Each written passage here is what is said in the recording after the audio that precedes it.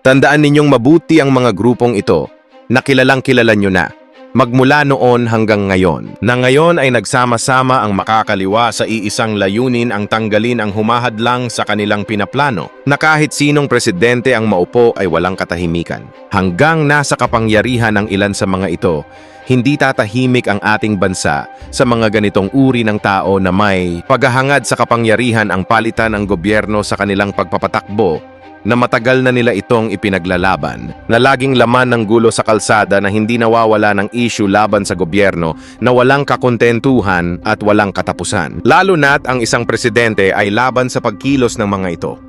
Ang mga Duterte na patuloy nilang sinisiraan at pinababagsak na isang malaking banta laban sa kanila. Ang pagpigil sa anak ni Duterte na maging presidente, na nakikita na nila ang pangit na kahihinatnan ng hinaharap sa oras na magbalik ito sa kapangyarihan na ngayon pa lang ay gumagawa na ito ng pamamaraan. Ang harangin ito na magbalik sa kapangyarihan na tiyak na maraming mga politiko at makakaliwa ang tatamaan kung hindi nila ito mapipigilan. Na halos ang lahat ng mga nakaupo ngayon sa gobyerno ay mahahalata mo na magkakakonektado. Ang pagpuntirya nila sa mga Duterte ay nagpapakita na isa ito sa pinakamalaking banta na tatapos sa kanila. Kung ito ay magbabalik sa kapangyarihan, eto panoorin nyo ang pahayag ng Vice Presidente na alam nito ang layunin nila kung bakit ginagawa nila ito. Assalamualaikum warahmatullahi wabarakatuh. Madayaw, umayong adlaw kaninyong tanan. Magandang araw sa inyo lahat. Ang impeachment complaint na inendorso ng akbayan ay isang papel na walang kalakip na kahit anong ebidensyang magpapatunay sa mga paratang na isinasaad dito. Hindi na ito bago. Matatandaan na ang impeachment laban sa akin ay naging sagot nila sa aking pag-alis sa gabinete. Isang hakbang na isinagawa dahil hindi na maipaliwanag ng Pangulo ang patuloy na pagkalugmok ng bayan sa kahirapan dulot ng kanyang kapabayaan at bisyo. Noong 19th Congress, binuksan pa nila ang isang Investigation in Aid of Legislation. Hindi upang lumikha ng batas, kundi upang magsagawa ng isang malinaw na fishing expedition para sa planadong impeachment laban sa akin. Paulit-ulit nilang ibinandera ang isyung Mary Grace Piatos bilang umano'y bahid ng katiwalian. Kahit na sa kabila ng lahat ng investigasyon ay wala silang naipakitang kahit isang direktang paglabag sa paggamit ng confidential funds. Sumunod na dito ang bentahan ng mga pirma para sa impeachment at ang mga tinaguriang for later release projects na ipinangako umano sa ilang miyembro ng Kamara upang itulang ang impeachment laban sa akin.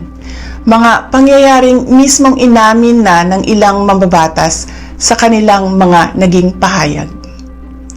Mga kababayan, walang kredibilidad ang akbayan upang mag-endorso o magsumite ng impeachment complaint.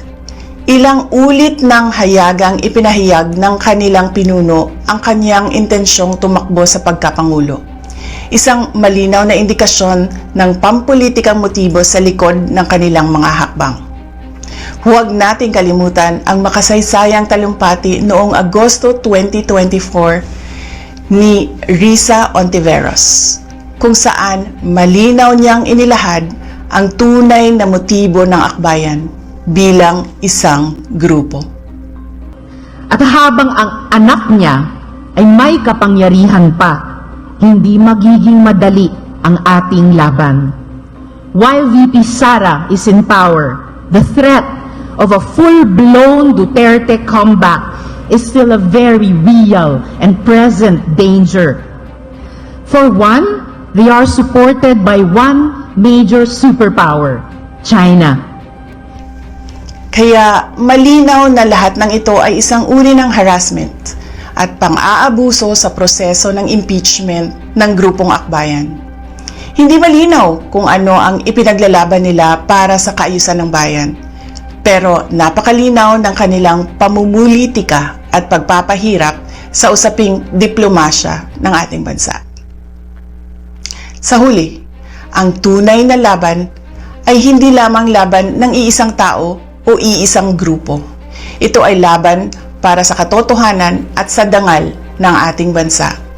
Naway magsilbi itong paalala sa ating lahat na ang kapangyarihan ng impeachment ay hindi dapat ginagawang sandata ng politika, kundi isang banal na proseso para sa hustisya at pananagutan. Sapagkat kapag nanaig ang abuso, ang tunay na talunan ay ang sambayanang Pilipino. Syukran. Process, yung impeachment process of the Vice President. Kasi gagamitin ng administrasyon ang lahat ng resources niya, ang lahat ng pinanghahawakan niya, maging ang Estado, pananakot, para makonvict si Inday Sara. Para pagdating ng eleksyon sa 2028, libre sila. So for me, it's political. I'm not again referring to Makabayan. Makabayan has been a consistent organization about this. Pero ito, kintulak nila tungkol dito. I supported President Marcos believing na ang pangako niya, lilinisin niya yung kanilang pangalan. Ang sabi nila, unity, magkasama yung dalawa. So sinuportahan ko yung dalawa. Ano yung unang binilate? Yung pagiging pagkakaisa, away ka agad. Pangalawa, itong pera. Na ngayon lang namin nakita, kami ni Ma'am Lisa, I was in the cabinet then, she was in Congress. Kami ni Kong Franz, nitong kailan lang. Pero ngayon ko lang nakita talaga yung organisadong pagnanakaw ng pondo. Ang nakakalungkot ngayon, kung titingnan ninyo, buti nga, Makabayan, nagsasalita, pero lahat ng institusyon ng ating bansa, Kongreso, Senado, sangkot doon sa sinasabing nakawan. Pero yung malungkot sa committee report, ilan lang yung nailagay na pangalan. Nasabi lang may kaso, at tama naman din, sabi ko, karapatan ng Makabayan dyan, ng Makabayan yan, tanggal. Dahil bakit? Sa politika. Dahil bakit? Takot sila sa 2028. Ganun kasimple yung pananaw ko tungkol dito. The congressmen and the senators should... This is not politics per se. When the Constitution speaks of politics, even if you look at the minutes during the Constitutional Convention debate, hindi naman sinabing botohan politika. Ang sinabi doon, kaya sa nagiging political na proseso, dahil nakikita nung nag-file o nung Kongreso at Senado na itong taong to, hindi na nito kayang gampanan yung kanyang trabaho. At kawawa ang Estado, kawawa ang gobyerno. That was the reason why an impeachment case was filed against President Estrada during that time. So, kung nangyari sana yung hearing doon sa impeachment case na Makabayan Black at nangyari ito, walang problema eh. Payag ako sa magiging proseso.